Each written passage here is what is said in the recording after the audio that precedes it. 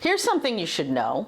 Research studies have shown that within 3 years of their husbands dying, 70% of widows have taken their financial business elsewhere. And that's because they don't know the financial advisor. Or, put more relevantly for you right now, the financial advisor does not know them. Many of the financial advisors that I've talked to have told me that when they want to meet with a couple, when they want to meet with both members of a couple, a lot of times the husbands will say, oh, my wife's not interested in that, or she's busy, she won't want to come to the meeting. And no matter how you try, sometimes it's just hard to get her to that planning meeting, right? So this episode is about how to meet your clients' wives, the ones that you can't meet in the meetings. Now, the first thing I'm going to suggest is, I bet that you go to a lot of types of events that high net worth people attend. And they might attend things like a boat show, or they might love collectible cars, or maybe they like horses or motorcycles, whatever it is that they're interested in. That's a great place to meet high net worth clients and to attend with your high net worth clients. But here's the challenge. I bet you spend most of your time talking to the men. It's perfectly natural and normal. Number one, you think of them as your primary prospect. And number two, all of us feel more comfortable striking up a conversation with somebody who's more like ourselves. But you have to get to know those wives, and if they won't come to the meeting, here's a suggestion. When you go to those events, most of the time the women go with their husbands. The wives go with their husbands to the boat show or the horse show or whatever. When you go to these events to hang out with him, make sure you spend at least 20% of your time talking with her.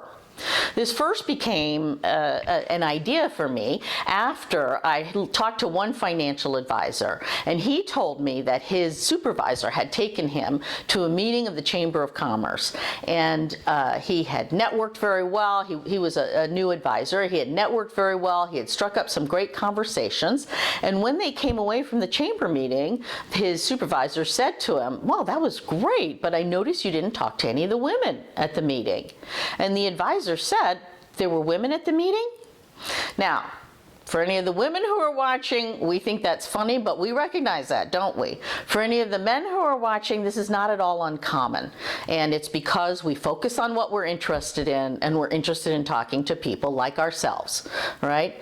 But if you go to these events and you make a specific point to note that their wives are there, make a second specific point to note that you should spend at least 20% of your time talking to the wives. Find out what they're interested in, find out how to connect back with them. In our next episode, we'll talk more about that. Now, the second thing you can do, and many of you do, host your own events. Some of you people call it client appreciation days. They're basically social events where you can get to know your clients better and perhaps their family members.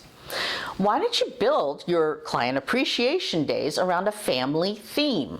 All right, and I've known a lot of financial advisors that have had good luck with that. So now we're talking about high net worth people. On average, most high net worth people are older. Most of the time they don't still have kids in the house. But you can plan a family event that can have appeal to all different ages of kids. So if you're targeting primarily younger couples, they're going to have young kids, and you do, you know the drill, the pony rides, the face painting, all of that stuff that happens at some of the children's fairs, and everybody has a great time. For the teenage kids, though, it's harder to get them to come to those events, so you have to have something that will pull them.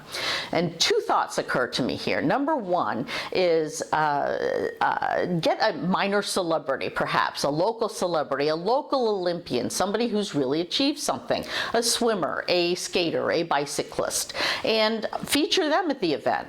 Teenagers will often be interested in meeting other people like that. Or you could do it by topic.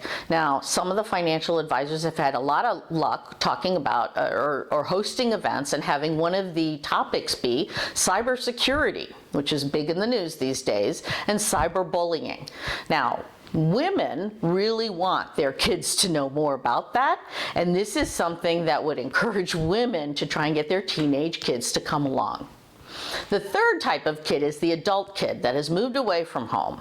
And for that, I would suggest that it's a great idea to set up planning meetings as a year-end meeting, because a lot of times the adult kids will come home for the holidays. Now, it's probably not how you wanted to spend your holidays, but it might be the only time the adult kids come home.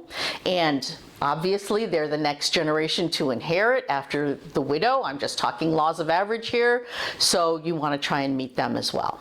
Now, this is a great way to meet them, but I often get asked the question, what should I say? How should I introduce to them what I do? Tune into our next episode for that.